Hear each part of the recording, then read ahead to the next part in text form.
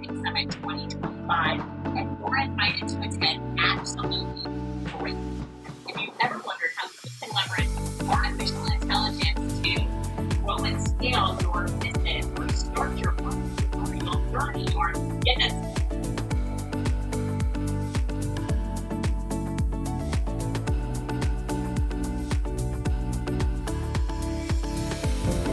Hi, I'm John Maxwell.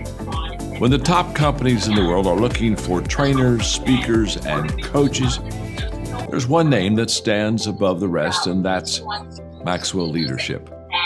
Our certified team members have gotten proven results for companies all over the globe, and our reputation, I'm proud to say, is second to none.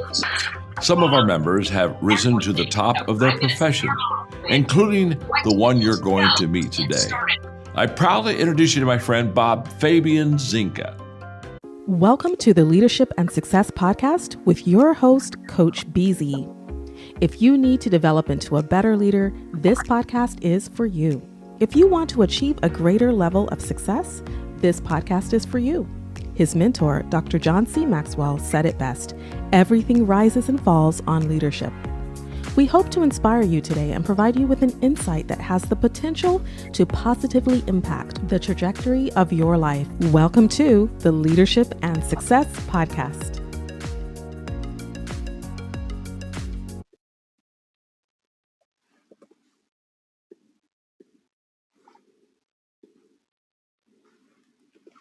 What if your next keynote speaker could bridge the worlds of national defense, Silicon Valley innovation, and global leadership?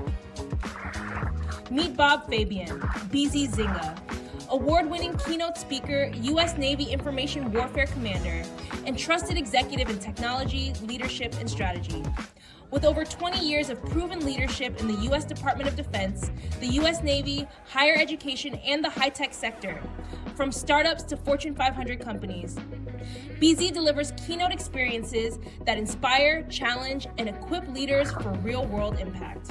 BZ speaks with authority on cybersecurity and national security, strategies to safeguard critical assets in an age of constant threat, artificial intelligence and emerging technology, how to innovate responsibly while staying ahead of disruption, leadership and corporate governance, building resilient, ethical, and high-performance organizations in any environment. Every keynote blends military precision, Silicon Valley agility, and boardroom strategy, delivering practical takeaways that leaders can apply immediately. Audiences leave inspired, informed, and ready to lead with clarity and courage. Whether you're hosting a global conference, corporate summit, or leadership retreat, book BZ to energize your event and empower your audience to lead in a rapidly changing world.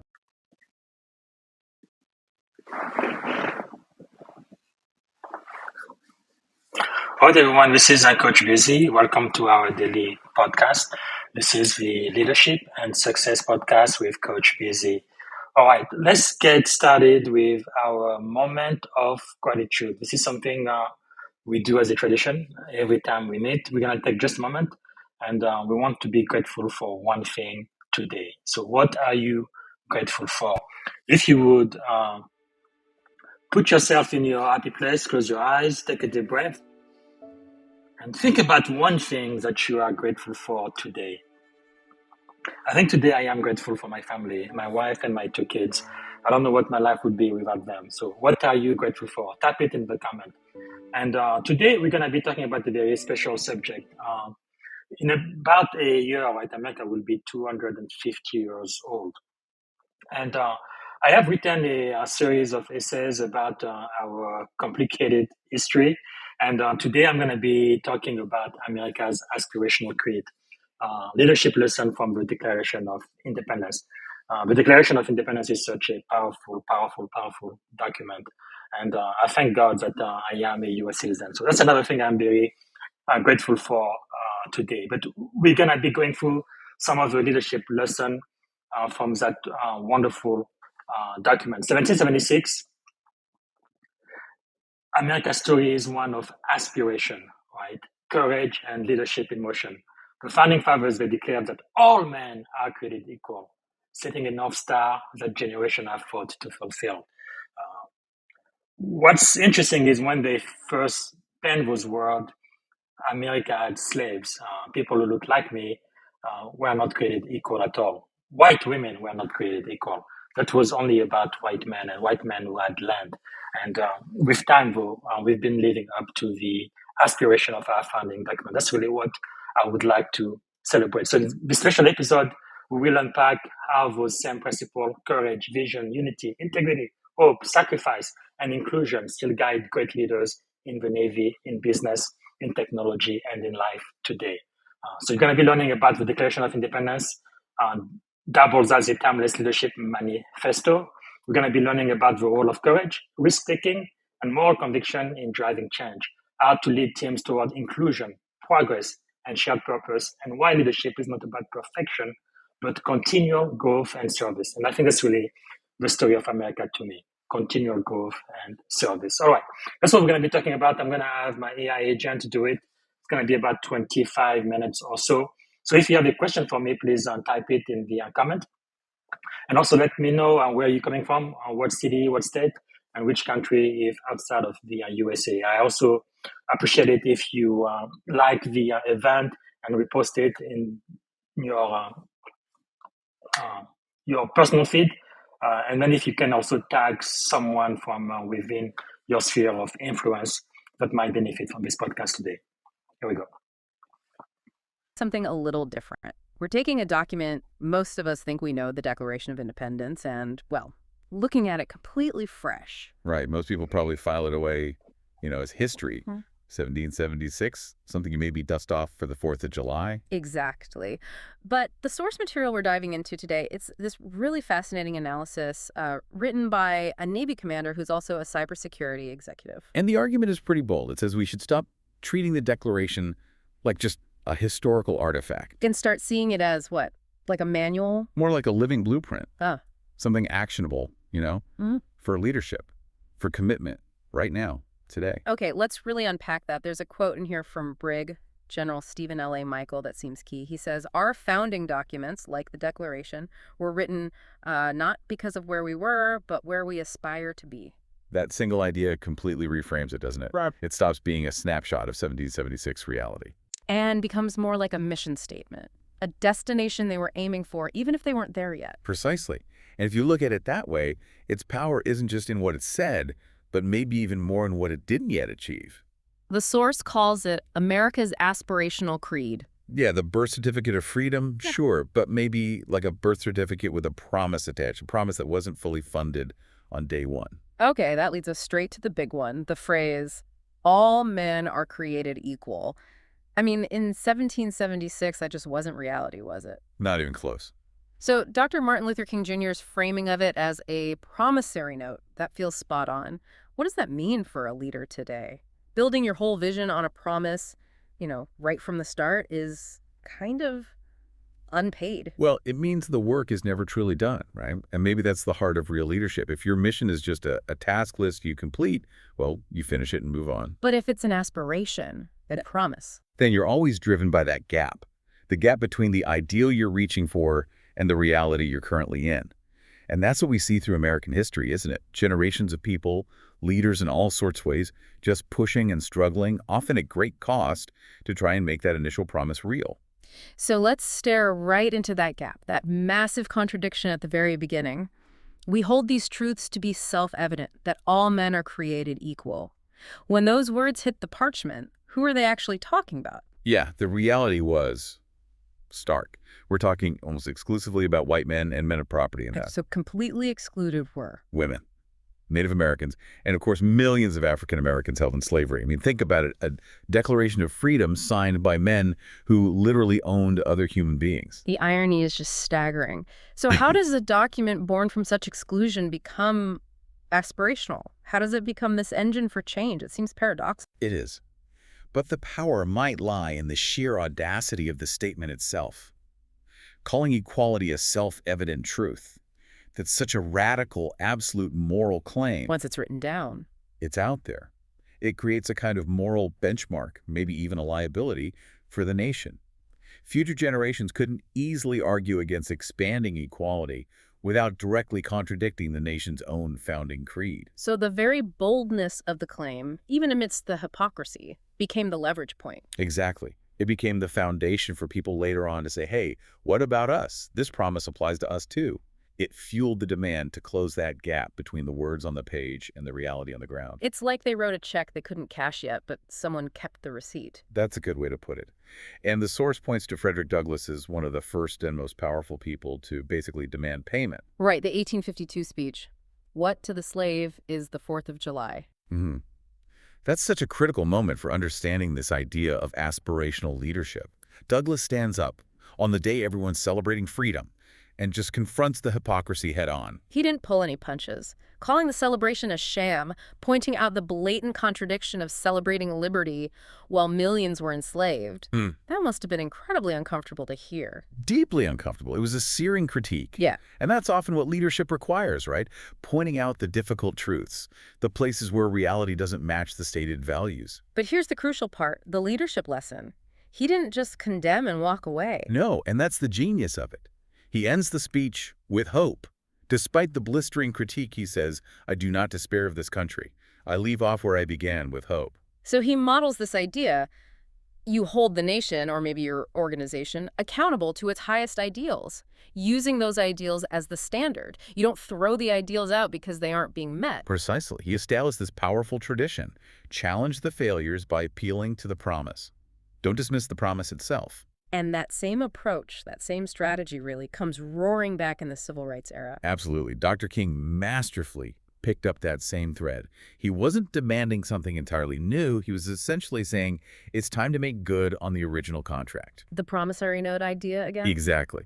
He framed the entire struggle around that concept, the nation needing to finally honor the check it wrote in 1776. He famously dreamed of a nation that would rise up and live out the true meaning of its creed. Which is strategically brilliant, isn't it? It frames the movement not as paring something down, but as fulfilling something foundational. It puts the burden on the nation to live up to its own words. Yes, it forces a confrontation with its own identity. And that moral weight, that consistency with the founding principles, was undeniably crucial. Leading directly to landmark changes. Right. It provided immense moral and political force, contributing directly to the Civil Rights Act of 1964, the Voting Rights Act of 1965. It demonstrates that the Declaration's real power isn't static. It's in its ongoing use to push for greater inclusion. Not just for African Americans, but for every group that has since stepped forward to claim their share of that promise. Exactly. Women seeking suffrage, LGBTQ+ individuals seeking equal rights, people with disabilities. The list goes on. The Declaration wasn't just about separating from Britain. It inadvertently became a commitment to keep wrestling with and expanding the meaning of liberty and equality right here at home. Okay, so if the Declaration is this aspirational creed, this unpaid promise, let's talk about the price paid. Because the history you're outlining suggests, well, it's often the people excluded from the promise who sacrifice the most to try and make it real. That's one of the most profound and, frankly, sobering parts of this story. It's this recurring theme. Yeah. Those with the least stake in the current system often demonstrate the deepest faith in its potential. They're essentially investing, sometimes with their lives, in the hope that the promissory note will eventually be honored. Yes, paying the price up front, on faith. And the source gives us some really powerful early examples, starting even before the Declaration. Crispus Attucks. Crispus Attucks, a man of African and Native American descent, killed in the Boston Massacre, 1770. He's widely considered the first martyr of the American Revolution. So before the ink was even dry on the Declaration, the fight for American ideals, liberty, self-determination was already involving and costing the lives of the very people those ideals didn't fully include. Right. He was memorialized as the first to defy, the first to die for liberty. It highlights this pattern. The deepest commitment often comes from the margins, from those still waiting for full inclusion. And this continues right into the Revolutionary War itself. The source mentions the 1st Rhode Island Regiment. The Black Regiment from 1778. This is just a stunning example. They recruited about 140 African-American soldiers, some already free, some enslaved. And the enslaved soldiers were offered Freedom. Their freedom in exchange for military service. Think about the immense risk they took. death in battle, obviously, but also capture. If the British caught them, they wouldn't be treated as prisoners of war. They'd likely be sold back into permanent slavery, probably somewhere even harsher. Yet they signed up, they fought. They fought with distinction. They essentially bought their freedom and the freedom of the new nation with their courage and their blood. It demonstrates this incredible, almost unbelievable trust in the fragile promise of the revolution. That decision to fight for a freedom you yourself don't possess feels like the core moral engine driving this whole expansion of the creed. And you see it again and again. Fast forward to the 20th century, World War II. Over 1 million Black Americans served. Yes, fighting against fascism overseas. Think of the Tuskegee Airmen, the 761st Tank Battalion units that proved their incredible valor time and time again. All while facing segregation and discrimination back home, and even within the military itself. Exactly. They were fighting for the idea of America, the promise of the Declaration, not necessarily the reality they lived in day to day. They were fighting for what America could be. And it wasn't just military service, right? The source emphasizes broadening this. Absolutely. We have to include the suffragists fighting for decades, facing ridicule and imprisonment, just for the right to vote, finally achieved with the 19th Amendment in 1920. Indigenous leaders defending treaty rights, tribal sovereignty, community survival. All of it. Every movement that has pushed back against the initial narrow assumptions of the founders, demanding that the self-evident truth of equality be applied more broadly. Progress hasn't come from comfortable consensus. It's always been driven by these challenges, often from the very groups initially left out. It really puts Lincoln's description of the Declaration into perspective. Right. He called it a rebuke and a stumbling block to tyranny and oppression. It acts like a permanent moral compass, doesn't it? A standard, something you constantly have to measure yourself against. Exactly. Every time someone advocates for more justice, more inclusion, more opportunity, they are, in a way, invoking that 1776 creed. It's not just history. It's the active benchmark for whether the nation is living up to its own definition of itself. It keeps pushing, demanding we aim higher. Okay, this is where it gets really practical. The source takes this deep history, this idea of an aspirational creed and sacrifice, and distills it into 7 concrete leadership lessons. This feels like the core of turning the Declaration from philosophy into an actual playbook. Exactly. We're shifting gears now from the what and the why to the how. How can a leader today, facing, market uncertainty, internal divisions, resistance to change, how can they actually use these principles? Because the risks might seem different. We're not talking treason anymore, but maybe the underlying dynamics are similar. That's the argument. The existential risks of 1776 translate into the risks leaders face today, risks to reputation, to career, maybe to organizational comfort. But the need for courage, vision, coalition building, that's timeless. All right, lesson 1. It starts with that famous closing line, risking their lives, fortunes, and sacred honor. That wasn't just rhetoric, was it? Not at all. It was literally treason. Signing that document was potentially signing their own death warrant. So the first lesson is foundational. Real leadership demands courage. It demands a willingness to step out of the safe zone. To take risks. But the source emphasizes calculated risks. How does a leader today know the difference between being courageous and just being reckless? That's the key, isn't it? Yeah. In 1776, the calculation was arguably simpler. The risk of inaction, continued oppression, was clearly greater than the risk of action, rebellion. For modern leaders, it's maybe murkier? It can be. But the calculation should always tie back to core principles and the mission. Is this risk necessary to advance our fundamental purpose? Is inaction actually the more dangerous path in the long run? Often, delaying a tough decision is the riskiest move of all. Because the problem festers or the opportunity is missed. Exactly. The source connects this to just moving forward even when things are uncertain. It mentions Joshua 1.9, be strong and courageous, do not be afraid. It's about acknowledging the fear, the uncertainty, but acting anyway because the principle at stake demands it. So the reflection for you, the listener, is pretty direct. What's that big, important decision you're putting off right now? Maybe it's a difficult conversation, a needed reorganization, a strategic pivot. Something that feels risky because the outcome isn't guaranteed? Ask yourself, is delaying it actually riskier? What's the cost of not acting courageously right now? Okay, lesson 2, vision. The Declaration wasn't just a list of complaints.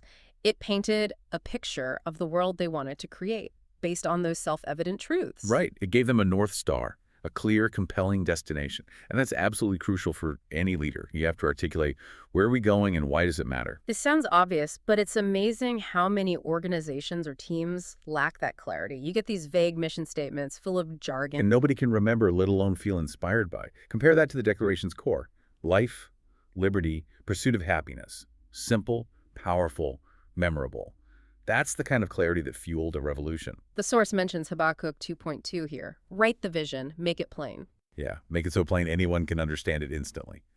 If your vision needs a long explanation, it's probably not clear enough to guide people through tough times. But wait, how do you do that in a complex world? A global company, a government agency? Things are complicated. Can you really boil it down to one simple sentence without losing crucial nuance? That's a fair challenge. I think the key, looking at the declaration, is that the aspiration is simple and powerful, but the context or strategy can have detail. Ah, so the why is simple. The how can be complex. Exactly. The declaration had this simple aspiration, equality, liberty, but then it listed specific grievances to provide the context and justification. For a leader today, your team needs to be able to state the core purpose, that North Star, in maybe one sentence. So everyone knows the ultimate goal. Right. That shared understanding is what allows people to adapt, to make decisions, to persevere when obstacles pop up, because they never lose sight of the fundamental aim. Clarity fuels resilience. Lesson 3 gets into the nitty-gritty of execution. Building coalitions. Jefferson, Adams, Franklin, they weren't dealing with a unified bloc. They had 13 colonies. All pretty suspicious of each other, often with competing economic interests, different cultures, different priorities. Getting them all to agree on something as radical as independence? That took serious work. Negotiation, compromise, finding common ground where it wasn't obvious. Absolutely. And that's leadership, right? Finding a way to frame the mission so that everyone, even with their different perspectives and goals, can see how they benefit from the collective success, how their interests align with the bigger picture. The source mentions the actual editing process of the declaration as an example. Compromises were made. Yes, famously, language condemning the slave trade was removed to appease Southern colonies. It highlights the messy, difficult reality of coalition building for a greater, though perhaps imperfect, immediate goal. Okay, but here's the pushback I often hear in, say, business settings. Bringing in all those diverse stakeholders, especially the ones who might disagree or slow things down, isn't that inefficient? Don't leaders need to move fast? Ah, the classic tension. Speed versus resilience. And I think the lesson here, especially in high-stakes environments, is that resilience built through consensus almost always wins out over fragile speed. Explain that. How does consensus build resilience? Think of it like that cord metaphor the source uses from Ecclesiastes. A cord of 3 strands is not quickly broken. A decision forged through negotiation, incorporating different viewpoints, is tougher. It's already stress-tested. Whereas a decision made quickly by a small, homogeneous group? Might be easily snapped when unexpected pressure hits, because it hasn't accounted for those other perspectives or potential weaknesses. Building a coalition isn't just about being inclusive.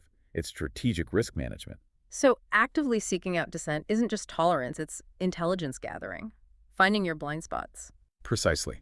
Who are the people you need at the table, specifically because they challenge your assumptions? Those challenging voices are often the ones who see the iceberg before you hit it. The reflection question then becomes really pointed.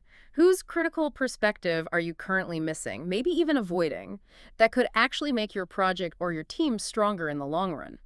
Lesson 4 brings us back to values, but connects them firmly to action. The founders laid out their principles: liberty, justice, self-governance, and then they acted decisively. They didn't just talk about violations by the crown, they declared independence and prepared for war. The action followed the principle. And that's critical for leadership integrity. You have to define your non-negotiables, your core values, and when those lines are crossed, you have to act. Otherwise, the principles are just words. Talk is cheap, basically. Exactly. Integrity builds trust, and trust is everything. If your team sees you compromising on stated principles when things get tough, that trust evaporates instantly. Okay, but let's make this real. Imagine a leader sees a clear violation of principle, maybe unethical behavior. Cutting corners on safety, but acting on it means, say, losing a major client or angering a powerful figure. That's immense pressure. Where does the strength to act come from? It has to come from focusing on the long-term cost of inaction. Losing that client might hurt now, but losing your team's trust because you compromised your values, that's potentially fatal to the organization's health down the road. It's about the corrosive effect of inconsistency. Yes. The source references James 5.12, essentially, let your yes be yes and your no, no. Radical consistency. Your team needs to know that your principles aren't conditional. So the principle isn't just a guidepost, it's a commitment. It binds the leader's actions, and that predictability builds psychological safety for the team. Beautifully put. If you say safety is number one, then every decision has to reflect that, even when it's inconvenient or expensive. The practical challenge here is tough. Define maybe the top 3 principles that actually guide your leadership decisions, the ones you'd risk something for. And then Share them openly. Let your team know what your non-negotiables are. That vulnerability, that clarity builds incredible trust. Lesson 5 feels like it circles right back to that core idea of aspiration.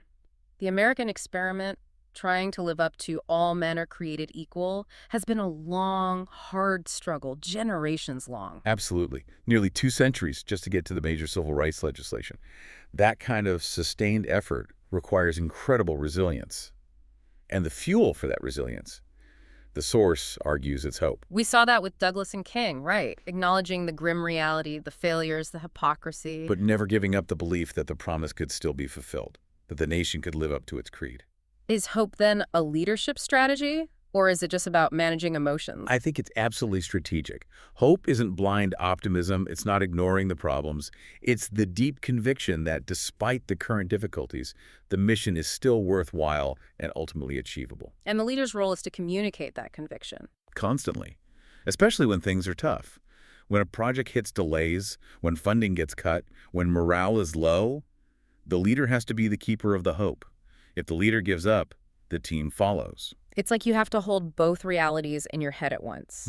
Acknowledge the struggle is real, but keep pointing towards the possibility of success. Think about running a marathon, right? Right. At mile 20, everything hurts. The finish line seems impossibly far. Hope is what helps you break it down. Just get to the next water station. Just keep moving while still holding on to the vision of crossing that finish line. The source mentions Isaiah 40.31 about renewing strength. Soaring on wings like eagles. It's that idea of finding strength even in exhaustion, fueled by the belief in the ultimate goal. So a practical tip for leaders listening, if your team is feeling beaten down, maybe share a story. Yes, a story of perseverance. Maybe from the company's own history, maybe a historical example. Remind them, we've faced tough times before and we got through them. We can do this too. Connect that abstract idea of hope to something tangible.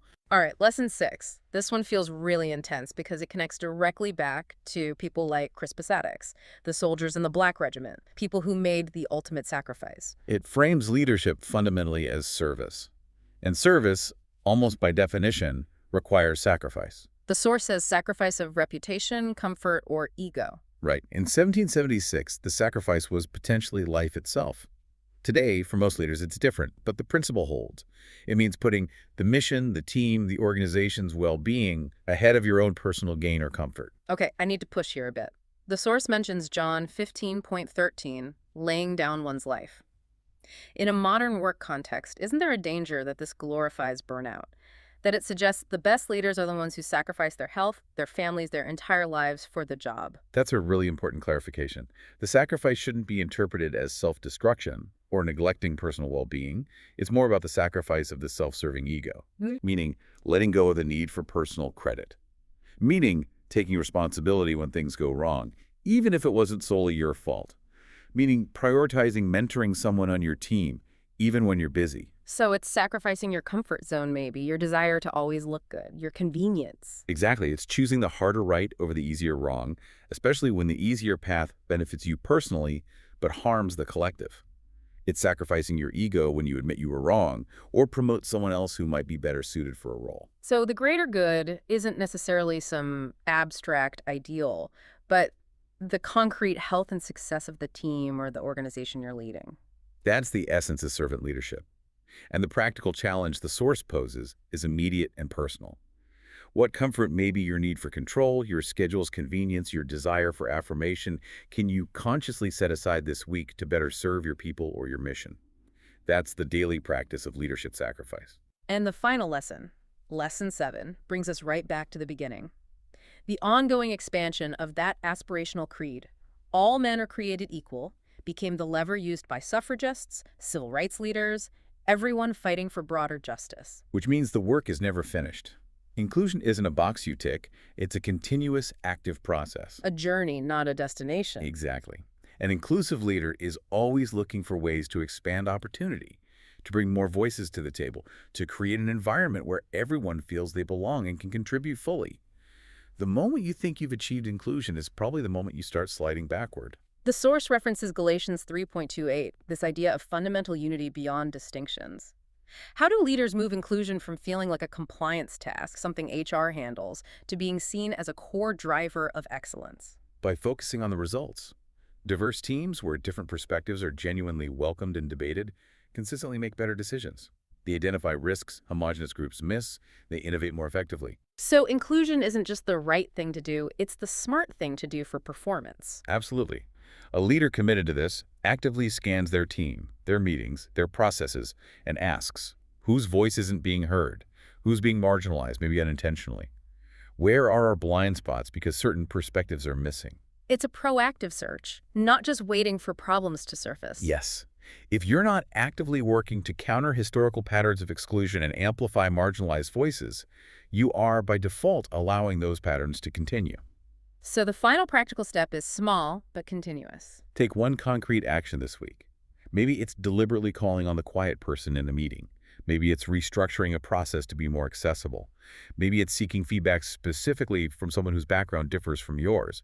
Small, consistent actions keep moving the needle toward fulfilling that aspirational creed within your own sphere of influence. Wow. Okay, those 7 lessons provide a really powerful framework. It takes the declaration from this historical icon and makes it immediate, actionable. And the source ties it all together with this idea of personal commitment, especially thinking about its author, a military officer. It connects to the oath. The oath to defend the Constitution. Right. The point being, when someone takes that oath, they aren't swearing allegiance to a perfect document or a perfect history.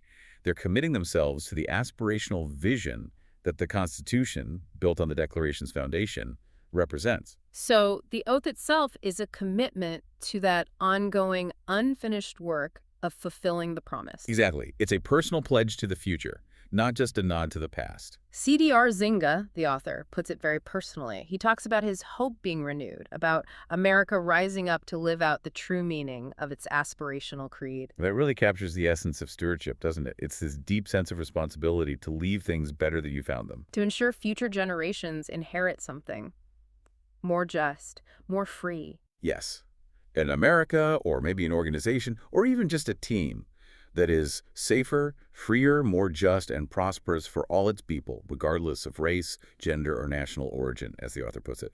That's the stewardship obligation to keep pushing towards that ideal. So if we had to boil down this whole deep dive into one core message for a leader listening right now, what would it be? I think it comes down to this. Leadership is ultimately about choosing conviction over comfort. It's not about reaching some static state of perfection. It's about having the conviction to constantly drive progress, even when it's hard. Keeping hope alive, like Douglas urged. Yes, and constantly wrestling with that gap between the aspiration, that incredible radical vision of equality and liberty in the current reality. You have to decide, are you actively challenging the status quo to get closer to the creed, or are you passively defending the status quo, which often means working against the creed? There really isn't a middle ground. Hashtag tag outro tag. Well, this has been genuinely eye-opening. We've taken the Declaration of Independence off the pedestal, dusted it off, and found, well, a surprisingly relevant and challenging leadership playbook. Focused on those core themes: courage, hope, and that relentless drive for inclusion. It really underscores that its power lies in that very incompleteness, that unfulfilled promise. It puts the responsibility squarely on each generation. Yeah, the responsibility of stewardship. Are we going to pick up the mantle and keep pushing to close that gap? We talked a lot about the immense risk the founders took, putting everything on the line: lives, fortunes, and sacred honor. An existential level of commitment to a principle. So maybe that's the final thought we should leave everyone with, something to really chew on. Okay. What foundational principle in your work, in your community, in your own life is so utterly non-negotiable, so central to your vision of what's right? That you would be willing right now to risk your reputation, your comfort, maybe even your current position to defend it. What's your sacred honor line? That's the kind of commitment the Declaration, viewed this way, seems to demand.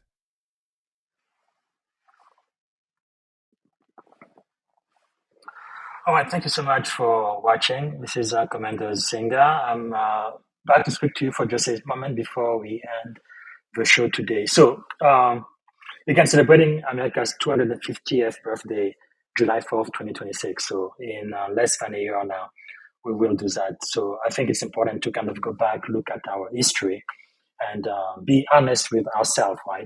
It doesn't make sense to whitewash history or pretend that things that happened didn't happen. Slavery did happen, and slavery was very, very bad. But we are in a much better place right now.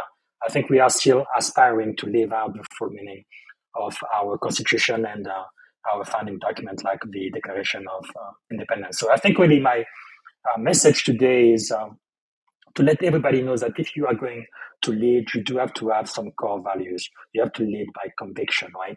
Not always by comfort. And it's really about progress, but not perfection. We are not perfect, but I believe that America is the best country in the world. No questions about that. I was born in Africa. I lived in Europe, and I've come to the US. So I say I am African by birth, right? French by culture, and American by choice. I chose to be a US citizen. I chose to wear the uniform of our country because I believe America is the greatest country in the world, the only country in the world with a dream. Right? There is no Congolese dream, no African dream, no European dream, no French dream, but there is the American dream. And I believe that American dream needs to be available. The opportunity needs to be there for everybody, white, black, yellow, red, anybody. Gay, straight, Christian, non-Christian, it doesn't matter who you are, where you come from, you are included when we said all men are created equal. And that's really what I believe leadership is really all about. I remember when I made 05, I became a commander in the most powerful Navy in the world. That was in 2021, 4 years ago. I said today is the day when my hope is renewed in America, rising up to live out the true meaning of its aspirational creed. We hold this truth to be self-evident. All men are created equal, including women or people of color. No one is left out. Today, I resolve to do whatever I can for my daughters and future generation to inherit America in a better shape I found her in 1996. That's when I moved to the US. I want America to be safer, freer, more just, and prosperous for all its people, regardless of race, gender, or national origin. That includes veterans, that includes disabled people as well. And it is really for everybody. It includes gays, it includes transgender, it includes anybody who is a US citizen. Right? This country is for you. All right, I'm going to stop there. I want to remind you tomorrow morning, I'm going to be here with the one and only Dominique Shelton Leipzig. You don't want to miss this. Tomorrow morning, she's the CEO of Global Data Innovation, and you absolutely want to be here. She has so much to teach us. And then day after tomorrow, on Thursday, I'm going to be speaking with Coach Darlene Drew, Maxwell Leadership Certified Coach. She's a teacher, she's a trainer, she's a keynote speaker. She helps leaders increase productivity and improve performance through leadership development and empowering public speaker. So you absolutely need to be here to listen to her. All right. Until tomorrow, have a wonderful day. And if you are watching the replay, I don't see any comment on YouTube or LinkedIn. Let me know what you are thankful for. Let me know where you came from. And also give me the top 3 takeaway from this podcast episode. Thanks again for being here. See you tomorrow. Bye-bye. Bye, everybody. This is Coach Busy. Thanks for watching. Until next time, don't forget to like, comment, and share. Thank you for listening to the Leadership and Success Podcast with your host, Coach BZ. If you like what you heard, please subscribe to our channels and come back for more wisdom nuggets on how you may develop into a better leader and achieve greater levels of success. Leadership is the most critical skill. The world will always need leaders to lead others, deploy the next disruptive technology, or execute a business strategy. You may as well decide on counting yourself among the 21st century leaders. See you right here next time on the Leadership and Success Podcast with Coach BZ.